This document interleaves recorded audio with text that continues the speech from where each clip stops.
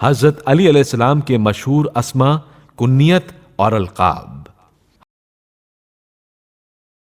حضرت علی علیہ السلام کے یوں تو بہت سے نام ہیں، لیکن ہم ان میں سے چند ایسے ناموں کا ذکر کرتے ہیں جو زیادہ مشہور ہیں۔ اسد یعنی شیر۔ جب حضرت علی علیہ السلام پیدا ہوئے تو اس وقت حضرت ابو طالب علیہ السلام مکہ مکرمہ سے باہر گئے ہوئے تھے۔ ان کی والدہ ماجدہ فاطمہ بنت اسد علیہ السلام نے اپنے والد کے نام پر اپنے بیٹے کا نام اسد رکھا۔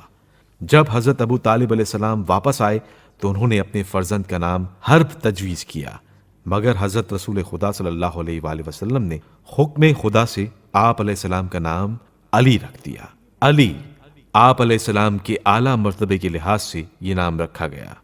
حیدر، جب گہوارے میں آپ نے سانپ کے پھن کے 2 ٹکڑے کیے تو آپ کی ماں نے عالم طفلی میں ہی اس شجاعت کے مظاہرے پر آپ کا نام حیدر رکھ دیا۔ ان ناموں کے علاوہ آپ کی چند کنیتیں بھی ذکر کی جاتی ہیں۔ ابو الحسن، حضرت رسول خدا صلی اللہ علیہ وآلہ وسلم اور حضرت فاطمہ سلام اللہ علیہا اکثر اسی کنیت سے آپ کو پکارا کرتے تھے۔ ابو تراب، ایک دن حضرت رسول خدا صلی اللہ علیہ وآلہ وسلم نے دیکھا کہ حضرت علی علیہ السلام مسجد میں سو رہے ہیں اور آپ کے پہلو خاک آلود ہیں۔ حضرت صلی اللہ علیہ وآلہ وسلم ان کے پہلو سے مٹی پوچھتے جاتے تھے اور فرماتے تھے، ابو تراب اٹھو۔ ابو سبتین یعنی حسن اور حسین کے باپ، یہ کنیت بھی حضرت رسول خدا صلی اللہ علیہ وآلہ وسلم ہی کی عطا کی ہوئی ہے۔ اس میں گرامی اور کنیت کو بیان کرنے کے بعد اب حضرت علی علیہ السلام کے چند القاب بھی بیان کیے جا رہے ہیں۔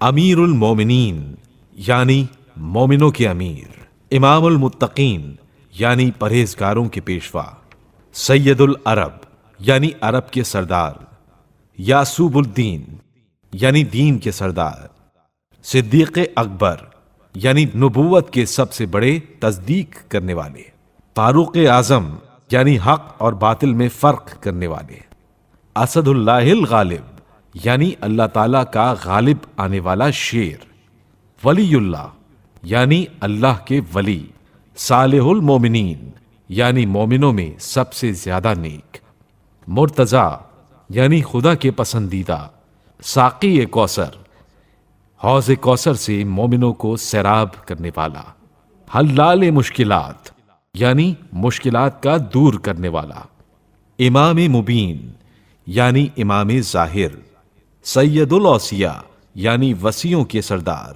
قاتل الکفرہ یعنی کافروں کو قتل کرنے والا۔